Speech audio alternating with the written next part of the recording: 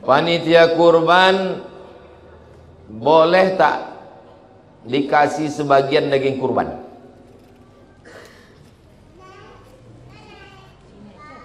Tidak boleh menjadikan daging kurban sebagai upah. Sebagai hadiah boleh, sebagai upah tak boleh. Apa beda hadiah sama upah? Hadiah itu dapat alhamdulillah, tak dapat tak apa-apa. Tapi kalau upah wajib ada. Ini pisau nih kalau sampai tak ada, habis ke leher sapi ini, ke leher kau nanti. Maka tukang potong sama tukang kulit, tukang potong sama tukang kulit itu berat kerjanya, itu tak bisa hadiah. Dia mesti dikasih upah. Diambil kupon, dikasihkan sebagai upah, haram hukumnya. Lalu dari mana upah tukang potong dengan tukang kulit diambil? Maka dilebihkan. Jadi kalau kambing, kalau harga kurban 2,6, lebihkan 2,7. Yang 100 itu untuk apa? Biaya survei, biaya jaga malam, biaya motong. Nah, maka dikasih. Bapak tukang potong tuh tanya dia baik-baik, Pak, kau biasa kalau motong satu kepala berapa? Tak usah lah Pak, jangan gitu. Sekarang kau bilang tak, nanti kasih kepala kami kau potong. Saya biasa 50. Berapa ekor sapi? 5 ekor. Kasih dia 250. Tapi untuk yang relawan-relawan ini dari awal kasih tahu. Relawan kalian ini lillahi ta'ala.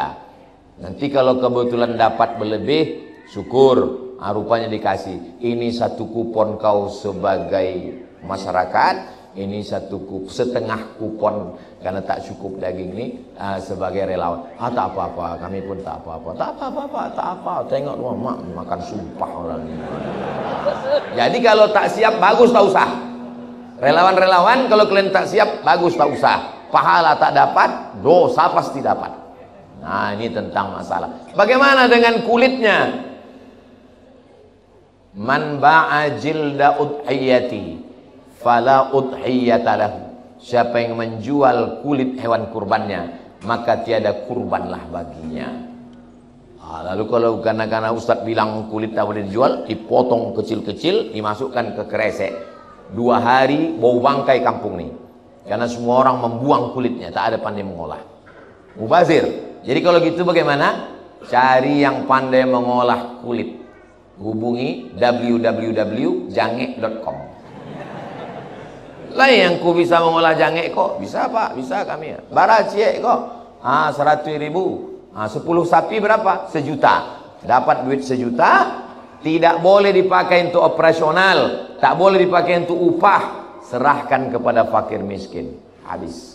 Adapun untuk operasional, lebihkan. Maka pada akadnya, iko ambo bayar 2,7 untuk kurban ambo sekaligus biaya operasional.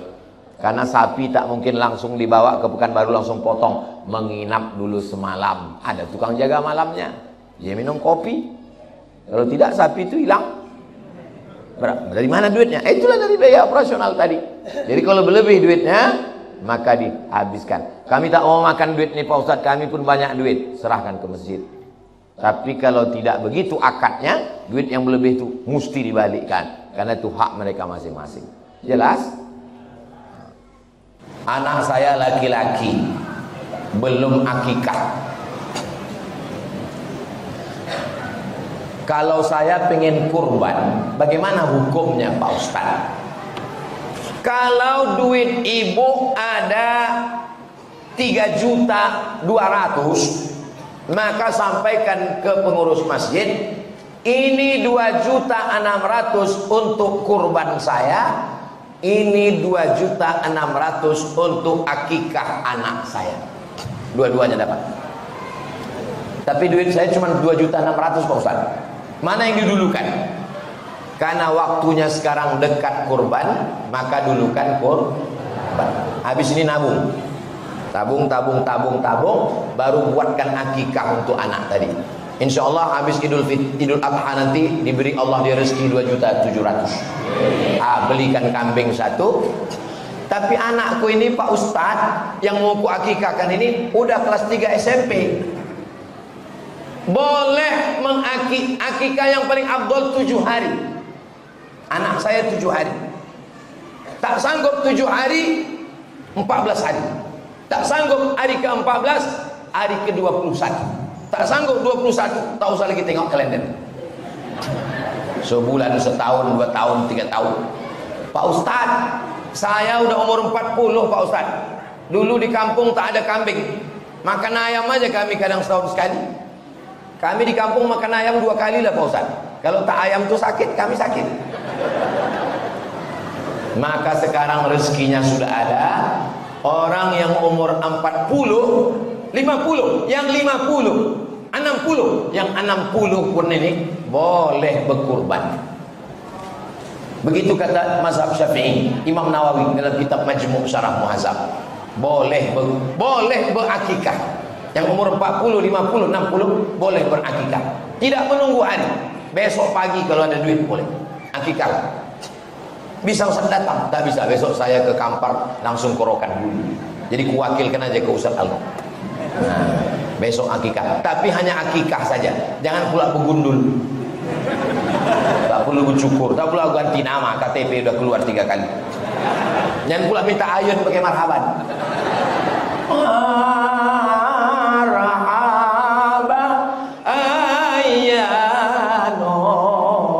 Datang awak buka, tutup. Disangka cucu nenek itu dulu. Nah, jadi tetangga-tetangga yang diundang besok, kalian makan aja, tak usah tanya-tanya. Daging apa nih? Makan aja lah, usah tanya-tanya. Kalau diundang banyak pula. Makan aja lah daging. Ini tentang masalah kurban sama akikah. Ada ustadz yang mengatakan siapa yang belum akikah tak boleh berkurban. Nah, ini selalu jadi alasan tiap tahun. Kau kenapa tak berkurban? Aku belum akikah. Tak ada hubungan akikah sama kurban.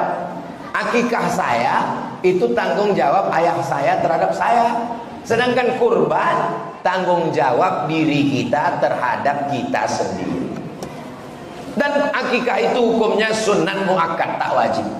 Jadi kalau ada bapak ibu yang belum akikah, tak dibuat akikah sampai mati, tidak jadi masalah. Tapi kalau mau dia buat akikah, baik. Seorang peserta kurban, apa saja yang dilarang dilakukan menjelang pemotongan kurban?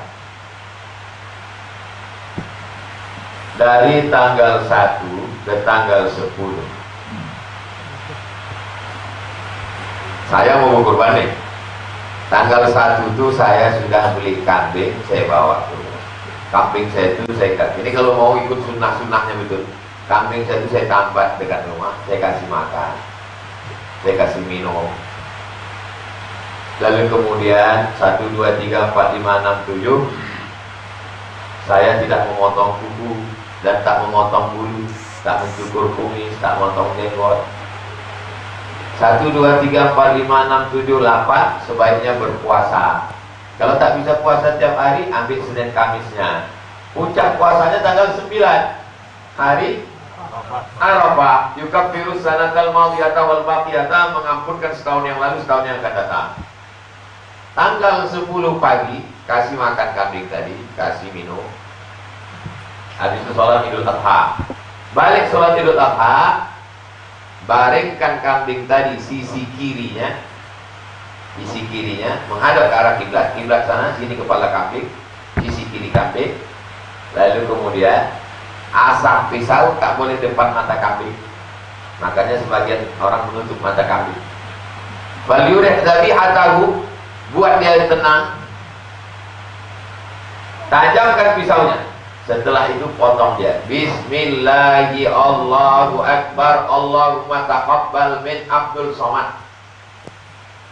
Setelah itu belah kambing tadi, diambil hatinya, cuci. Jangan nanti kalian jadi panitia ambil daging tusuk langsung masak, najis, darah najis, tak boleh. Cuci dulu, basuh. Setelah basuh, percikan air jeruk, kasih garam, bakar. Habis itu untuk makan, Itulah makanan pertama tanggal 10 Zulhijjah. Kalau Idul Fitri, pagi makan dulu baru sembahyang.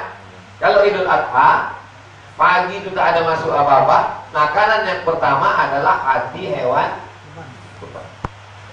Ini kalau mau ikut sunnah dari A sampai Z. Fakulu minha, makan daging, makan hatinya sedikit. Untuk apa? Littabarruk, untuk ngambil barokah. Sisanya wa at'imul barisal faqir, bagikan ke fakir miskin. Semuanya the best. Tapi kalau mau sulusan, ambil sepertiga. Ambil sepertiga, letakkan di rumah. Sepertiga jiran tetangga, sepertiga fakir miskin. Begitu aslinya kurban. Ini yang tak dilakukan orang sekarang. Orang sekarang tak pernah ngasih makan kambing, tak pernah nengok kambing, tak pernah megang kambing, tak pernah motong kambing, tak pernah makan kambing. Kurbannya hanya online. Tetap dapat pahala, tapi sunnah-sunnahnya, kalau mau sunnah-sunnah, mudah-mudahan nanti panjang umur sehat badan, kita bisa melakukan. Hal apa saja yang dianjurkan? Udah ceritakan tadi dari A sampai Z. Setelah tanggal 10 itu, barulah dia motong kukunya balik, merapikan rambutnya, kumisnya, jenggotnya balik. Apa hikmahnya?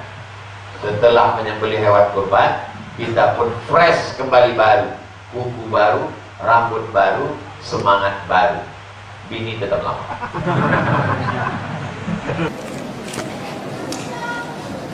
Mana yang harus didulukan? Berkurban, mengakikahkan anak, mengakikahkan diri sendiri. Inilah masalahnya kalau beban banyak, duit tak ada. Kalau duit ada, selesai ini. Ini 2.600.000 untuk kurban, ini 2.600.000 untuk akikah anak aku, ini 2.600.000 untuk akikah aku, kan selesai. Tak perlu ditanya. Ini mana yang lebih dulu? Dulukan kurban. Karena kurban itu tanggung jawab kita untuk diri kita sendiri. Ini 2.600.000 itu aku kurban. Habis kurban ini ternyata ada duit dikasih Allah, maka akikahkan anak. Karena anak itu tanggung jawab kita terhadap anak kita. Setelah itu ada lagi duit, baru akikah untuk diri kita sendiri. Karena sebetulnya akikah kita itu tanggung jawab ayah kita. Tapi karena ayah kita dulu tak berduit, dia pulang udah meninggal, kita boleh mengakikahkan diri kita sendiri. Jelas? Insya Allah ceramah saya selama ini jelas. Yang mengatakan tak jelas itu paketnya tak ada. Saat kurban, panitia kurban mendapat 2 kupon.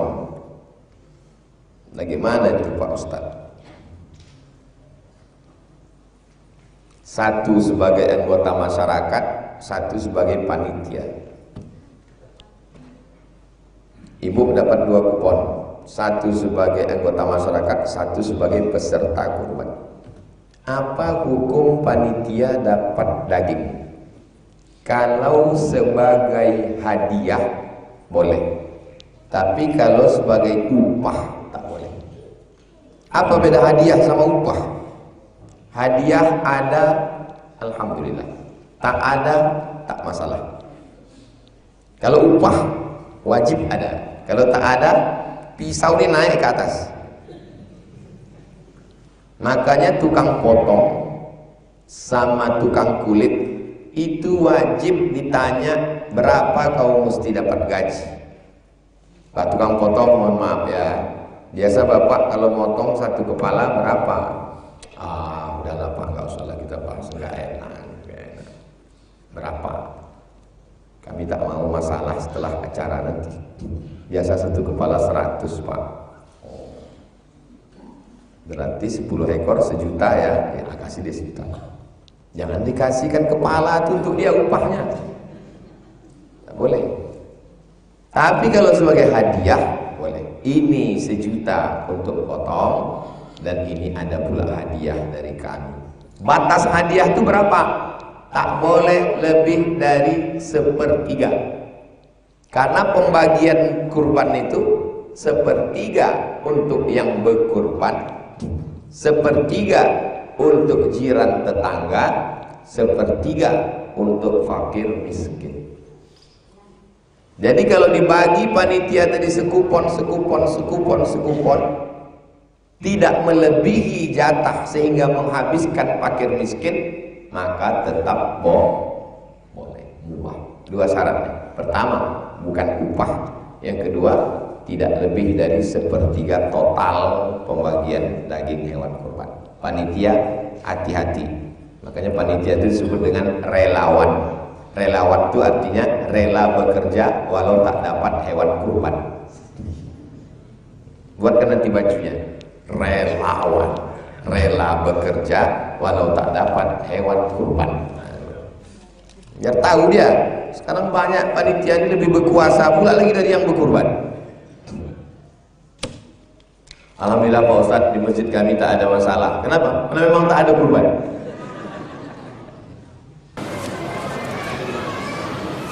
Bolehkah daging kurban dibagikan kepada panitia kurban sebagai tanda terima kasih? Namanya relawan. Rela tak mendapat hewan kurban. Itu arti relawan. Jadi artinya relawan-relawan ini ditanamkan dulu bahwa kalian ini adalah relawan. Kalian ini dapat pahala. Tapi tukang jagal dengan tukang kulit itu mesti dikasih upah wajib dari biaya operasional. Tanya dia balik-balik. Pak tukang potong, kau biasa satu kepala berapa dapat? Oh enggak usah lah Pak, enggak usah. Kasih. Kami tak mau, enggak usah. Nanti pas dapat naik pisau konek ke atas. Nah, biasa 50.000 Pak. Ah, ini ada 10 ekor, berarti 500.000 kasih dia. Ada pun relawan ini kasih tahu. Ini masyarakat kita di banyak. Kita udah dihitung-hitung mungkin nanti kalian dapatnya cuma setengah kilo. Kalau gitu kami undurkan diri aja gitu. Kalau perlu digaji, gaji, tak perlu banyak. 10 orang tapi kerja, jelas kerjanya, dikasih dari biaya operasional. Tapi kalau dia meminta, wajib ada, itu berarti bukan hadiah, itu upah. Kesimpulannya, daging kurban sebagai hadiah boleh, daging kurban sebagai upah haram. Ini 2 kupon karena kau tukang potong, tak boleh. Ini kepalanya karena kau tukang potong, tak boleh. Maka dikasih dia dari uang, dari biaya operasional. Yang sudah-sudah apa boleh buat? Taubat nasuha, diampunkan Allah. Yang akan datang, ini kertas ini saya bawa balik. Takut nanti kalian simpan dan cari siapa, tulisan siapa, menimbulkan fitnah nanti. Ini. Apakah boleh hasil penjualan kulit hewan kurban dibelikan ke pisau, belikan ke kapak untuk dijadikan inventaris masjid? Man ba'a jilda ud'ayyatihi fala ud'ayyatalah. Siapa yang menjual kulit hewan kurbannya, maka tiada kurban baginya. Kulit hewan kurban tak boleh dijual. Akhirnya kulit hewan kurbannya digunting, masukkan ke plastik, dibagi. Warga pun tak bisa mengolah, dibuang ke tong sampah. Hari ketiga bau bangkai komplek. Jadi solusinya macam mana? Dijual, tapi duitnya tak boleh lagi dipakai.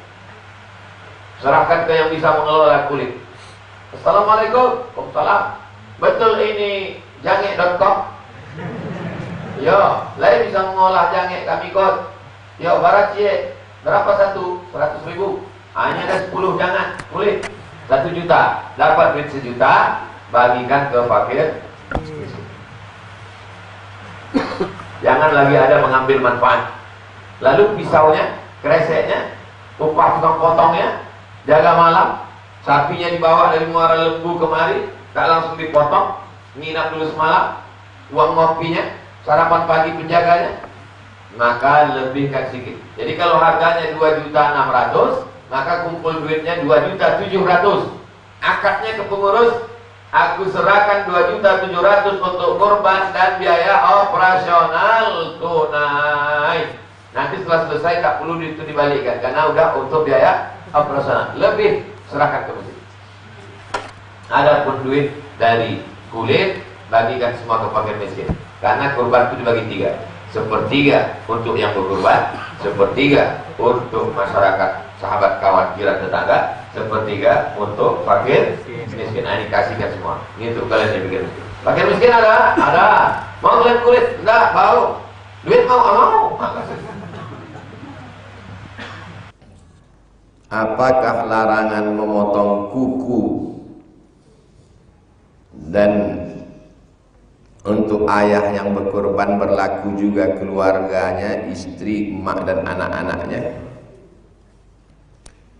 Iza ra'aitum hilala Zulhijjah, kalau kamu sudah menengok hilal Zulhijjah, maksudnya tanggal 1. Wa arada ahadukum an yudhi, dan kamu mau berkurban, maksudnya tanggal 10.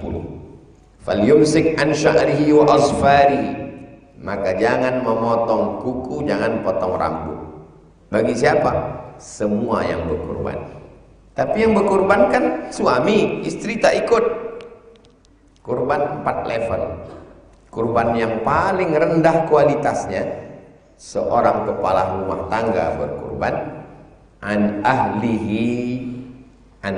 baiti. Ini kurban yang paling lemah, paling rendah. Kepala rumah tangga berkurban.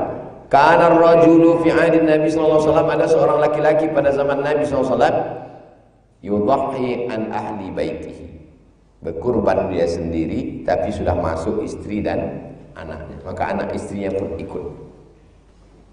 Kurban level 2, 1 kambing 1 orang. Iko kambing den, iko kambing amak den, iko kambing bini den. Yang ketiga, 1 sapi 7 orang. Naharna ma Rasulullah SAW amal Hudaybiyata al-badanata an sab'atin. Pada tahun Hudaybiyah kami berkurban 7 orang 1 sapi, 7 orang 1 unta. Kurban yang paling hebat. Ini paling hebat. Nabi memotong 63, Sayyidina Ali 37. 37 tambah 63, 100 ekor unta Nabi sendirian. Kalau mau menyampaikan nih, jangan sampaikan yang minimalis nih, sampaikan semuanya. Jelas?